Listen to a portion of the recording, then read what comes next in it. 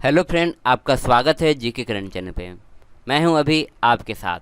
आज का जो मैं वीडियो लेके आया हूं वो मध्यकालीन भारत पर आधारित है, जिसमें आपको मध्यकालीन भारत संबंधित 50 बहुविकल्पिक प्रश्न बताए जाएंगे जो आने वाले आगामी परीक्षाओं के लिए महत्वपूर्ण है। तो इसलिए वीडियो को जरूर देखें। चलिए शुरू करते हैं। आज का पहला प्रश्न है, भारत में तुर्की साम्राज्य की स्थापना करने वाला शासक कौन था? तो इसका सही आंसर है ऑप्शन ए।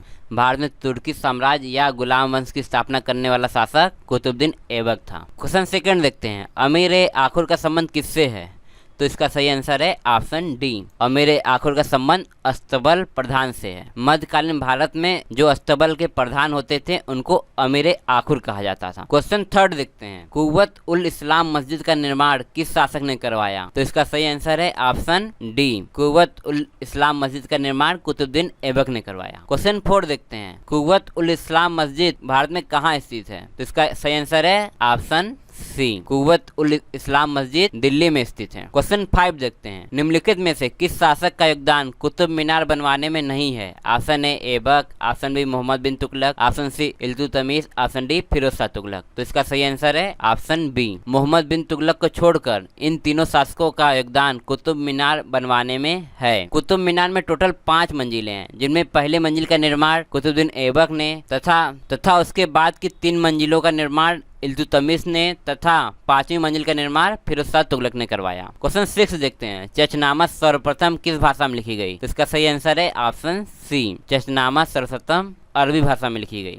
क्वेश्चन 7 देखते हैं, तहकीक ए हिंद पुस्तक के लेखक कौन है? तो इसका सही आंसर है ऑप्शन बी। अल-बरूनी तहकीक ए हिंद के पुस्तक के लेखक हैं। क्वेश्चन 8 देखते हैं, दिल्ली सल्तनत का वास्तविक संस्थापक किसे माना जाता है? तो इसका सही आंसर है ऑप्शन सी। दिल्ली सल्तनत का वास्तविक संस्थापक इल्तुतमिश को माना जाता है। क्वेश्चन 9 देखते हैं, भारत में पहला मकबरा निर्माण करने का श्रेय किसको जाता है?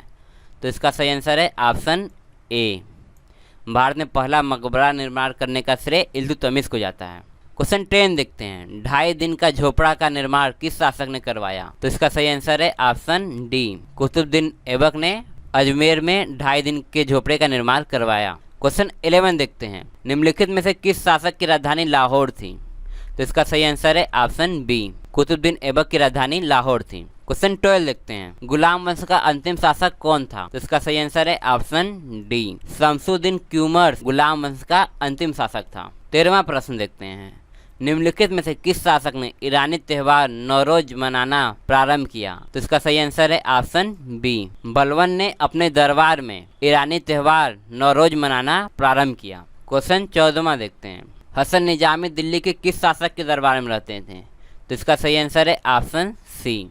हसन निजामी कुतुबुद्दीन ऐबक के दरबार में रहते थे। 15वां क्वेश्चन देखते हैं, तारीख ए फिरोजशाही किसकी रचना है? तो इसका सही आंसर है ऑप्शन डी। जियाउद्दीन बर्नी की तारीख ए फिरोजशाही रचना है। 16वां प्रश्न देखते हैं, तबकात ए नासिरी की रचना किसने की? तो इसका सही आंसर है ऑप्शन ए। तबकात ए नासिरी की रचना मिनहाज उस सिराज ने की। 17वां प्रश्न देखते हैं, दीवान ए बंदगान की स्थापना किसने की? तो इसका सही आंसर है ऑप्शन सी। फिरोज शाह तुगलक ने दीवान बंदगान की स्थापना की। 18वां प्रश्न देखते हैं, दिल्ली सल्तनत का वह कौन सा शासक था जिसने सर्वप्रथम अपनी राजधानी दिल्ली को बनाया? तो इसका सही आंसर है ऑप्शन बी। इल्तुतमिश ने अपनी राजधानी दिल्ली को बनाया। इसके पहले राजधानी लाहौर थी। 19वां प्रश्न देखते हैं, जौना खान के नाम से किस शासक को जाना जाता है?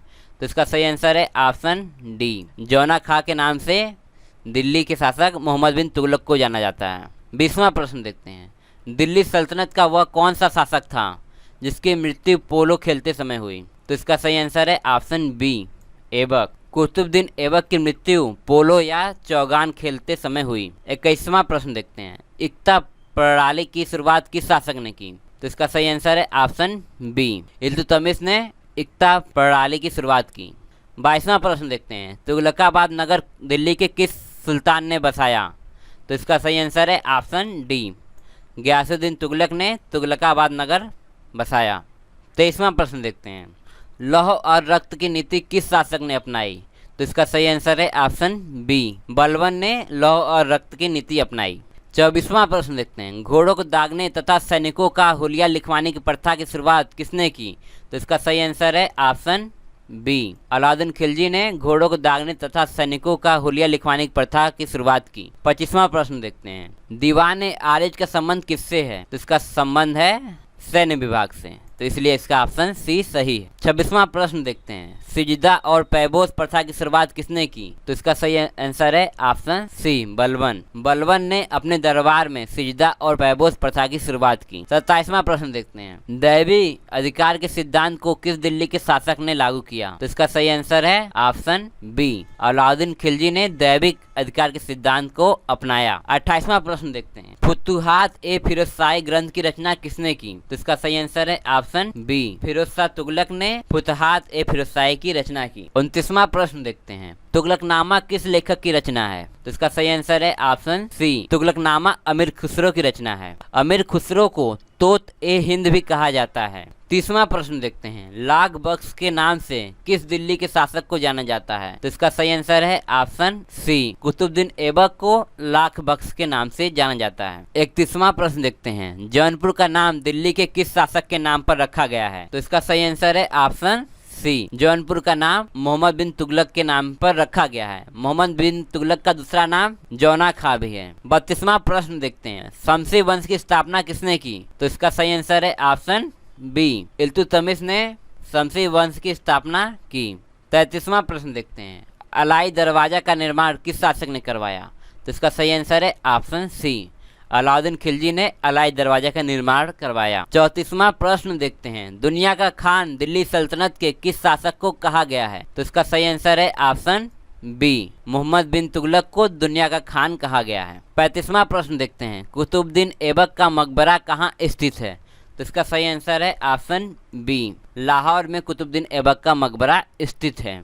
36वां प्रश्न देखते हैं, इब्न बतूता जब भारत आया तो उस समय दिल्ली का शासक कौन था? तो इसका सही आंसर है ऑप्शन सी, इब्न बतूता जब भारत आया तो मोहम्मद बिन तुगलक दिल्ली का सुल्तान था। 37वां प्रश्न देखते हैं, रानी पद्मावती का संबंध कहाँ से है? तो इसका सही आंसर है ऑप्शन बी, रानी पद्मावती चित्तौड़ की महारानी थी। 38वां प्रश्न देखते हैं, दिल्ली का संस्थापक किसको माना जाता है? तो इसका सही आंसर है ऑप्शन सी, अनंगपाल को दिल्ली का संस्थापक माना जाता है। अनंगपाल तोमर वंश का शासक था। 39वां प्रश्न देखते हैं, अली गुरसास किस शासक का नाम है? तो इसका सही आंसर है ऑप्शन सी, अली गुरसास अलाउद्दीन खिलजी का नाम है। 40वां प्रश्न देखते हैं, हजार दिनारी के नाम से किसको जाना जाता है?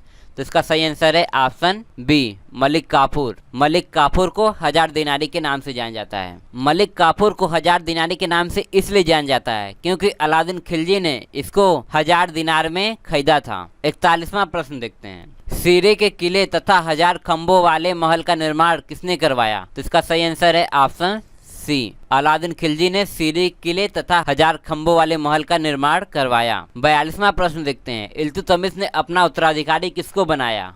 तो इसका सही आंसर है ऑप्शन डी, इल्तुतमिश ने अपना उत्तराधिकारी रजिया सुल्तान को घोषित किया। 43वां प्रश्न देखते हैं, दीवान रसालत का संबंध किससे है? तो इसका सही आंसर है ऑप्शन सी, दीवान रसालत का संबंध विदेश विभाग से है। 44वां प्रश्न देखते हैं, दक्षिण भारत को जीतने वाला भारत का पहला शासक कौन था? तो इसका सही आंसर है ऑप्शन बी, अलाउद्दीन खिलजी। दक्षिण भारत को जीतने वाला भारत का पहला शासक अलाउद्दीन खिलजी था। 45वां प्रश्न देखते हैं, फतवा-ए-जहांदारी के लेखक कौन है? तो इसका सही आंसर है ऑप्शन बी, फतवा-ए-जहांदारी के लेखक जियाउद्दीन बर्नी हैं। 46वां प्रश्न देखते हैं, सबसे अधिक मंगोल आक्रमण दिल्ली सल्तनत के किस शासक के समय हुआ? तो इसका सही आंसर है ऑप्शन डी, अलाउद्दीन खिलजी के समय सबसे अधिक मंगोल आक्रमण हुए। 47वां प्रश्न देखते हैं, दिल्ली का प्रथम शासक जिसने स्वयं को खलीफा घोषित किया? तो इसका सही आंसर है ऑप्शन डी, कुतुबुद्दीन मुबारक शाह खिलजी स्वयं को खलीफा घोषित करने वाला पहला शासक था। 48वां प्रश्न देखते हैं, इब्न बतूता कहाँ का निवासी था? तो इसका सही आंसर है option D, Ibn Battuta Morocco का निवासी था। 49वां प्रश्न देखते हैं, तहकीक-ए-हिंद किस भाषा में रचित है? तो इसका सही आंसर है ऑप्शन सी, तहकीक-ए-हिंद फारसी भाषा में रचित है। 50वां प्रश्न देखते हैं, सिकंदर-ए-सानी या द्वितीय सिकंदर की उपाधि किसने धारण की? तो इसका सही आंसर है ऑप्शन बी, अलाउद्दीन खिलजी ने सिकंदर-ए-सानी या द्वितीय सिकंदर की उपाधि धारण की। ओके फ्रेंड्स, आज के लिए इतना ही। यदि आपको वीडियो पसंद आए तो लाइक शेयर एंड सब्सक्राइब जरूर कीजिए। Thanks for watching.